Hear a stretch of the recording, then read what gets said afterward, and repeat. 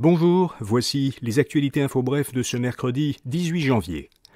À Montréal, le gouvernement a nommé un médiateur à l'hôpital Maisonneuve-Rosemont, où le service d'urgence a dû être partiellement fermé à cause d'un manque de personnel. Les infirmières ont refusé de travailler en équipe réduite. Un conseiller externe, recruté par Québec, doit tenter de réconcilier les infirmières et les gestionnaires de l'hôpital. Le ministre de la Santé, Christian Dubé, a commenté que la situation était intenable à l'urgence de Maisonneuve-Rosemont. Par ailleurs, le PDG du CIUS de l'Est de l'île de Montréal, qui gère l'hôpital, a annoncé que le nombre d'ambulances et de patients reçus aux urgences allait diminuer. Il croit que cette première mesure donnera de l'air aux équipes. Le PDG a souligné qu'à cause de sa position géographique très centrale, l'hôpital reçoit davantage d'ambulances que les autres hôpitaux montréalais. François Legault a rencontré le chef du Parti conservateur, Éric Duhaime. Le fait d'avoir été invité par le Premier ministre, au même titre que les chefs des 3 partis d'opposition présents à l'Assemblée nationale, fait croire à Éric Duhaime que François Legault accorde un statut particulier au Parti conservateur du Québec, même s'il n'a pas de député.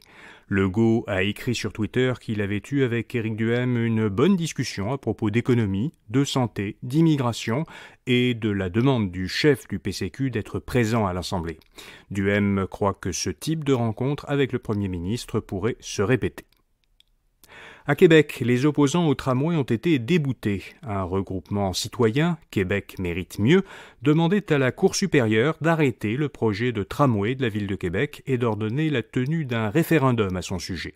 La Cour supérieure a rejeté tous les arguments des anti-tramways. Elle a statué que le projet était légal et respectait les droits constitutionnels des habitants de la capitale nationale. Le regroupement se donne 1 mois pour décider s'il fait appel de la décision. La population de la Chine a commencé à diminuer. À la fin de l'an dernier, la Chine comptait 850 000 habitants de moins qu'à la fin de 2021, selon le Bureau national des statistiques du pays. C'est la première fois que sa population baisse en plus de 60 ans. La Chine était encore l'an dernier le pays le plus peuplé du monde, avec 1,41 milliard d'habitants, mais l'Inde devrait la dépasser cette année. Le taux de natalité de l'Inde baisse, lui aussi, mais moins rapidement que celui de la Chine. Enfin, il n'y a aucune quantité d'alcool, si minime soit-elle, qui soit bonne pour la santé. Tout alcool est nocif. C'est ce que conclut le Centre canadien sur les dépendances et l'usage de substances, après avoir révisé les lignes directrices sur la consommation d'alcool qui étaient en vigueur depuis 2011. Selon les nouveaux repères canadiens sur l'alcool et la santé, ne pas boire d'alcool offre de nombreux bénéfices, dont une meilleure santé et un meilleur sommeil. Ne pas dépasser 2 verres par semaine permet généralement d'éviter les conséquences de l'alcool pour la personne qui boit comme pour les autres. Boire de 3 à 6 verres par semaine augmente le risque de développer plusieurs cancers, dont ceux du sein et du côlon. Et boire 7 verres ou plus par semaine augmente en plus le risque d'avoir une maladie du cœur ou un AVC. Voilà, vous savez l'essentiel.